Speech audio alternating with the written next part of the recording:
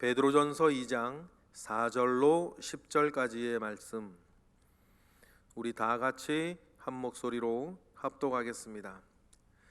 사람에게는 버림바가 되었으나 하나님께는 택하심을 입은 보배로운 산돌이신 예수께 나아가 너희도 산돌같이 신령한 집으로 세워지고 예수 그리스도로 말미암아 하나님이 기쁘게 받으실 신령한 제사를 드릴 거룩한 제사장이 될지니라. 성경에 기록되었으되 보라, 내가 택한 보배로운 모퉁이 돌을 시온에 두노니 그를 믿는 자는 부끄러움을 당하지 아니하리라 하였으니, 그러므로 믿는 너희에게는 보배이나 믿지 아니하는 자에게는 건축자들이 버린 그들이 모퉁이의 머릿돌이 되고 또한 부딪히는 돌과 걸려 넘어지게 하는 바위가 되었다 하였느니라. 그들이 말씀을 순종하지 아니하므로 넘어지나니 이는 그들을 이렇게 정한 것이라. 그러나 너희는 택하신 족속이요 왕같은 제사장들이요 거룩한 나라요 그의 소유가 된 백성이니 이는 너희를 어두운 데서 불러내어 그의 기이한 빛에 들어가게 하신 이의 아름다운 덕을 선포하게 하려 하심이라. 너희가 전에는 백성이 아니더니 이제는 하나님의 백성이요 전에는 국류를 얻지 못하였더니 이제는 국류를 얻은 자니라. 아멘.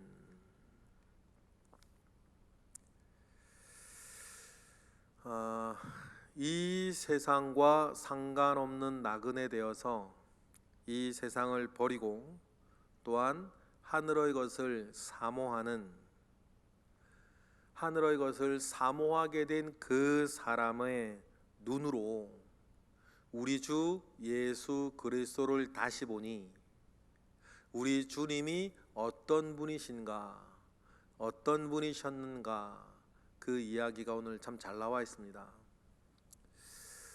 다시 본다 그러지 않습니까?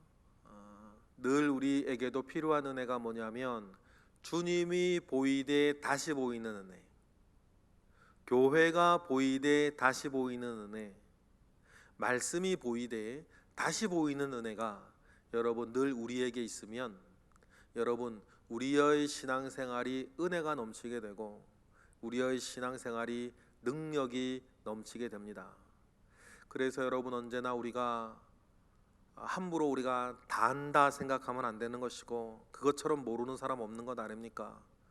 교회를 내가 안다 말할 때 함부로 다 안다 말해서는 안 되고, 성경을 안다 말할 때 함부로 다 안다 말해서는 안 되고, 우리가 하나님을 안다 할 때 함부로 다 안다 생각해서는 안 되고, 성령을 안다 할 때에 성령을 다 안다 말해서는 안 되는 것은 우리가 그 모든 것 하나하나가 하나님께서 더 큰 은혜, 더 깊은 은혜를 주시면 알고 있었는데 다시 알게 되고, 보고 있었는데 다시 보게 되고, 누리고 있었는데 더 깊이 누리는 은혜가 늘 우리 가운데는 남아있기 때문입니다.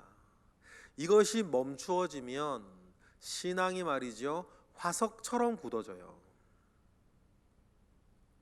화석처럼 굳어있는 신앙인은 참 어렵습니다. 또 다른 은혜가 들어가기 참 어려워요. 하나님께서 또 다른 일을 시작하기가 참 어려워요. 왜냐하면 이미 자기는 문을 닫아버렸거든요. 여러분, 그런 어줍지 않은 교만이 저와 여러분에게는 없기를 원하고, 그래서 사도 바울이 고백한 것처럼 나는 날마다 죽고 날마다 다시 나서 날마다 새로운 은혜를 받아 여러분 보던 것 다시 보고 사랑하던 것 더 사랑하게 되는 은혜가 저와 여러분에게 있기를 축복합니다.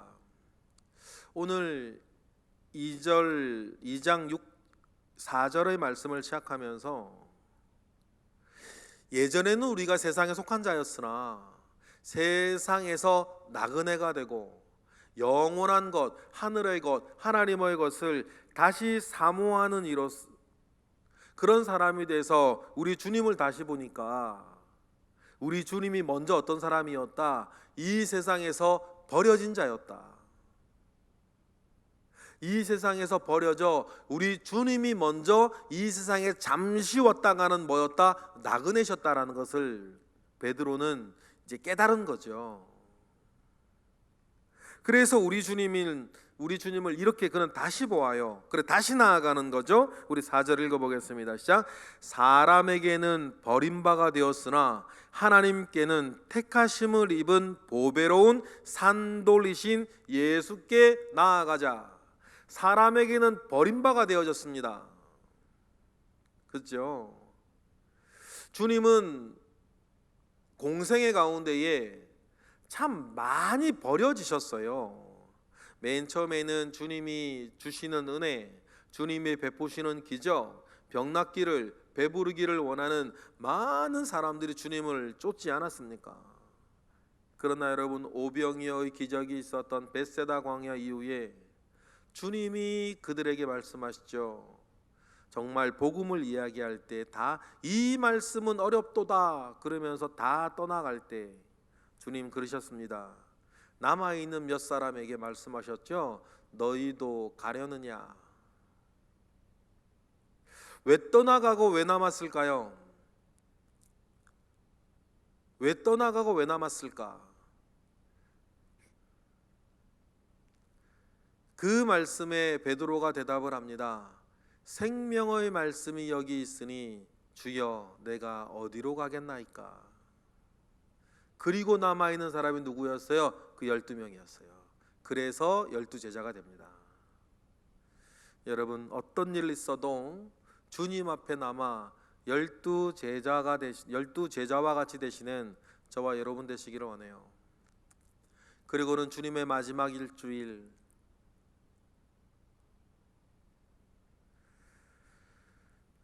예루살렘 성전으로 들어가시는 길 얼마나 사람들이 환호하고 얼마나 사람들이 열광했습니까? 그러나 닷새 뒤 그들은 다 주님을 못 박으라고 외치는 사람들이 되었고 주님은 또 버려졌죠. 그때 대제사장이 이렇게 말했습니다. 한 사람이 죽어 로마로부터 우리 민족을 구원하는 것이 우리가 마땅히 할 일이다 라고 하면서 주님은 그런 길을 가게 되었습니다. 정말 2장 4절 말씀처럼 사람에게는 버림바 되었으나 그러나 뭡니까?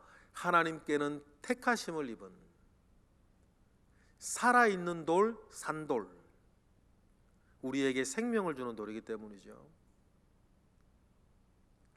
그러니 여러분, 사람들에게는 버림바 되었으나 하나님께는 택하심을 입은 예수님처럼 이제는 우리가 어떻게 되는 것입니까?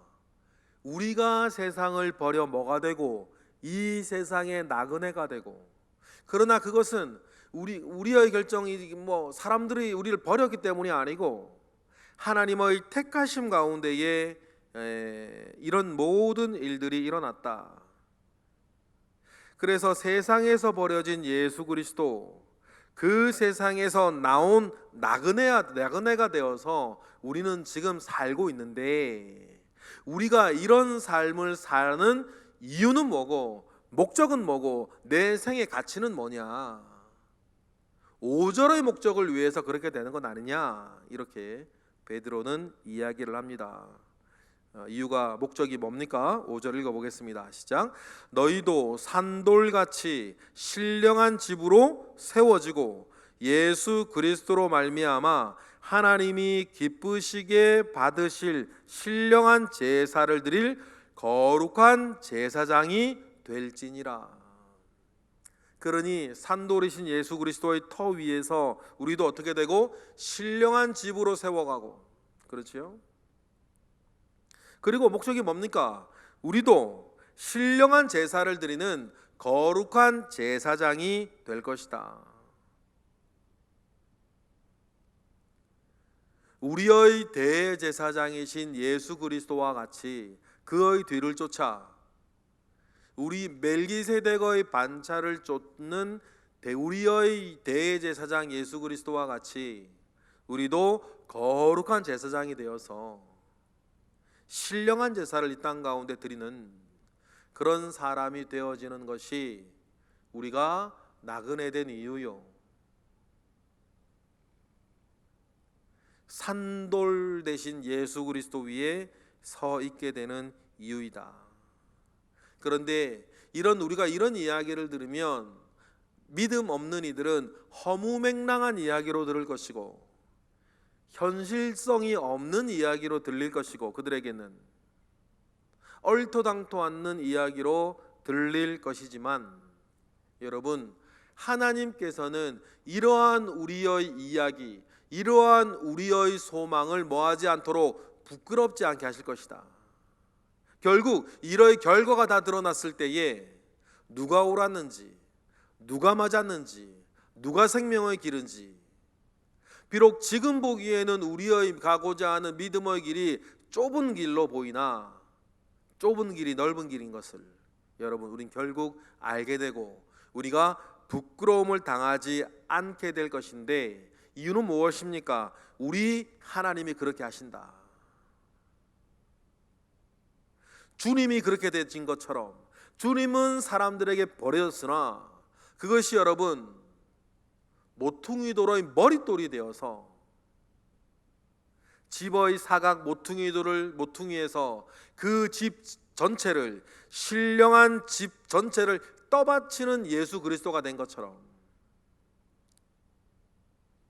우리도 우리가 가진 그 소망과 우리의 목적을 하나님은 부끄럽게 만들지 않을 것이다. 누가 부끄럽게 되지 않은 것처럼 예수 그리스도께서 부끄럽게 되지 아니하고 2000년이 지난 지금도 가장 영광스러운 이름이 된 것처럼 하나님도 우리의 가진 그런 인생의 목적을 부끄럽게 하지 아니할 것이다 라는 것이에요.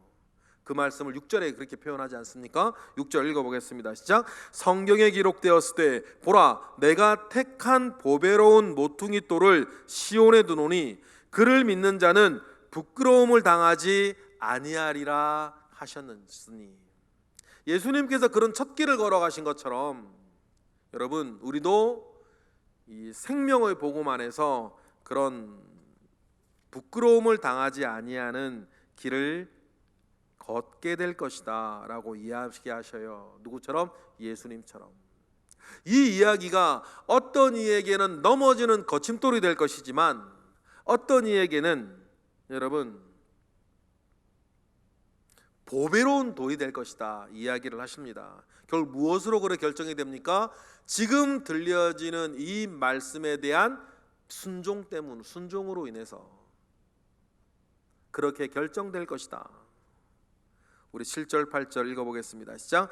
그러므로 믿는 너희에게는 보배이나 믿지 아니하는 자에게는 건축자들이 버린 그 돌이 모퉁이 돌의 머릿돌이 되고 또한 부딪히는 돌과 걸려 넘어지게 하는 바위가 되었다 하였느니라.